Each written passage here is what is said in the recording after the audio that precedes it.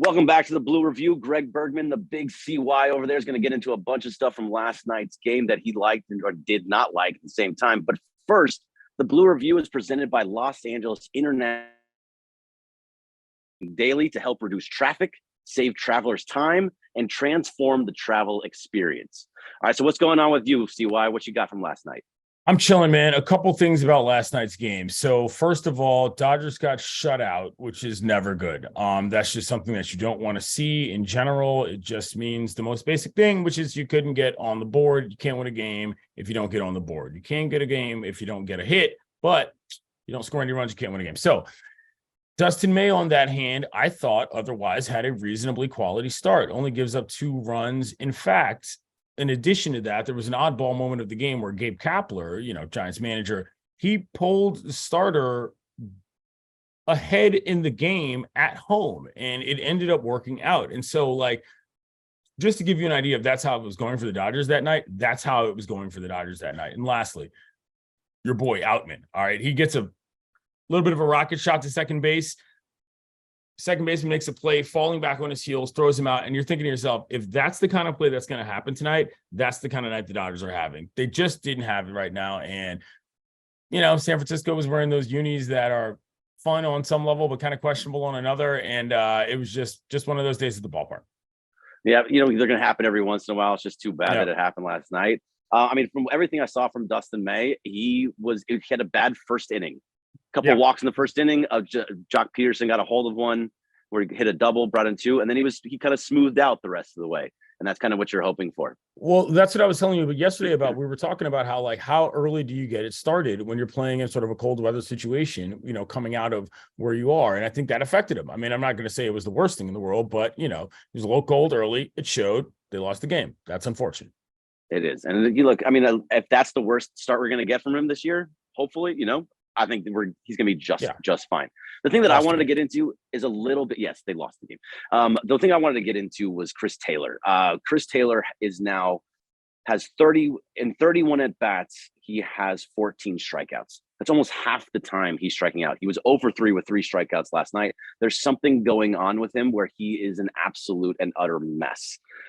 I don't know. I was talking to Travis Rogers about it a little bit earlier today about all this, and we were just on the same page of how much more time can you give this guy? I know he's under contract. He's your second shortstop at this point. So if Miguel Rojas is out for whatever reason, you need to be able to put Taylor there. I don't really know who goes in that spot elsewise. Maybe you can try Vargas there, but I don't know if he's ever actually played that spot. I think you got to let Taylor work it out. This is what you signed the guy for. That's kind of the whole issue with it. I think he's swinging the bat. Just contact is an issue. And that's, sorry, that's the whole point of the entirety of why you sign guys to what you sign them to. You can't just cut bait every single time. Look, if you were going to give Outman this much time to figure out whether or not he could be on the team, I think you've got to give somebody else the same amount of time. And Taylor's one of those guys. Right now, it's a little dicey, but you're just going to, the options you named are not better, is what I'm saying. So, probably not. But Taylor has been around for 8 years. This guy has been swinging and missing at pitches for his entire career. He strikes out. He has probably the highest K rate on the entire Dodger team, and he has for the last few years. This guy is a strikeout machine, and it's getting worse and worse and worse. Like I said, he's almost at 50% strikeout rate in his at bats right now. That's really bad, Clinton. I understand that, but what I'm saying is that if you have a better option, let me know right now. Yeah. You're going to have to probably move some guys around. Michael Busch in the minors, maybe get him up here. I don't know who the option as shortstop. I would like to see him, but something needs to go on with Taylor because Robert Van Scoyoc, the hitting coach, not figuring it out. It's not working out. The same type of swing that Cody Bellinger had last year. You know how much I love Cody. Just these are these uppercut swings that ring the Bellinger alarm. Yeah, you're ding, ding, ding. Right. But so I don't know. It's just one of those things where you're going to give him a little bit more time. I don't know how much more time he's going to get at some point. You know what I'm saying? But anyways, today you got something big going on today, don't you? So I'm in Durham, North Carolina, hanging out with my family, and I will be going to the Durham Bulls game, home of one of the greatest baseball movies of all time, Bull Durham. I will be throwing out the first pitch, Greg, at tonight's game against the Jacksonville Jumbo Shrimp. I got a little warm up in yesterday with my buddy Aaron Brown, who's the former head coach at Jordan High School here in Durham. Got a little session in. I think I'm ready to rock, buddy. All right, so I got a couple questions for you on this. Yes. Are you going to throw from the mound?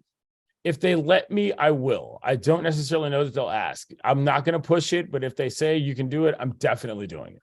So are you going to like throw a weird pitch? Are you going to throw like a curveball? You're going to go straight fastball? You're going to try and like, we're going fastball, letter high, and I'm not doing a full windup. I'm just getting it over the plate. It's just a fun thing to do. My family's just from the there. stretch, you're just going to kind of just get in there and kind of. Yeah, I mean, if there's a short windup, fine, but I'm not going full Goose Gossage. That's not happening. No. I like to see the Nomo. If you can get the full Nomo where you get the arms way up and then back. I'll probably pull a muscle doing that, and I'm already worried enough about the throw, so I'm not going that far. Have you ever thrown a first pitch out before? I've not. This is my maiden voyage, so I'm really excited. Yeah. That's amazing. So I got to do it one time, and it was probably 2008-ish, 2007, 2008. Right. That's a while ago. Yeah, I was working at Fox Sports Radio on the late night show with Ben Maller and the Lancaster Jethawks. We got to go out there and go play and throw out the first pitch. And I got it over the plate. I was very happy. All of us, the entire show got to do it. And we all threw first pitches, definitely got it over the plate and got to do a couple of like the weird, fun things in the. Do we have video? Innings. Oh, man. I mean, it was from 2008. I could try. Is that a yes or a no?